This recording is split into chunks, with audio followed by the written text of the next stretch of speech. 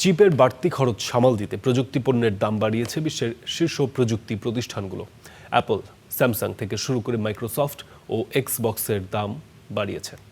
ফলে পরিবর্তন হচ্ছে ক্রেতাদের পছন্দ। ক্রেতাদের ধরে রাখতে মূল্য ছাড়ের বদলে কিস্তি সুবিধা, পুরনো ডিভাইসের বিনিময়ে ট্রেড ইন ছাড়, সাবস্ক্রিপশন অফার দেওয়ার কথাও ভাবছে প্রতিষ্ঠানগুলো।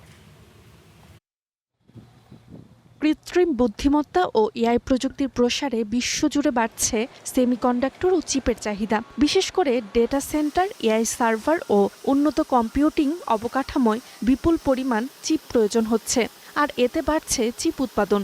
চিপ উৎপাদন বাড়লেও কাঁচামাল সংকটের কারণে খরচ বাড়ছে, যার প্রভাব পড়ছে দামে।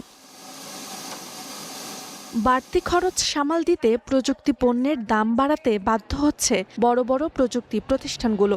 স্মার্টফোন, ল্যাপটপ, ট্যাবলেট ও গেমিং কনসোলের মতো পণ্যের দাম বাড়িয়েছে কোম্পানিগুলো। ইতোমধ্যে জুনে বিশ্বখ্যাত মার্কিন প্রতিষ্ঠান অ্যাপল কিছু আইপ্যাড ও ম্যাকবুকের দাম বাড়িয়েছে। স্যামসাংও নতুন গ্যালাক্সি জেড ফোল্ডেবল সিরিজ বেশি দামে বাজারে এনেছে। আর মাইক্রোসফট এক্সবক্সের কয়েকটি সংস্করণের দাম $150 পর্যন্ত বাড়িয়েছে।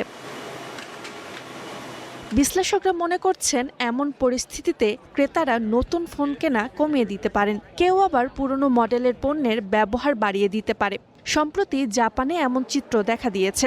বিশেষ করে প্রিমিয়াম স্মার্টফোন, ফোল্ডেবল ফোন, অতিরিক্ত ট্যাবলেট ও গেমিং কনসোলের মতো অপ্রয়োজনীয় আপগ্রেডের ক্ষেত্রে এর প্রভাব বেশি দেখা যেতে পারে। এতে প্রযুক্তি কোম্পানিগুলো পড়েছে দ্বিমুখী চাপে।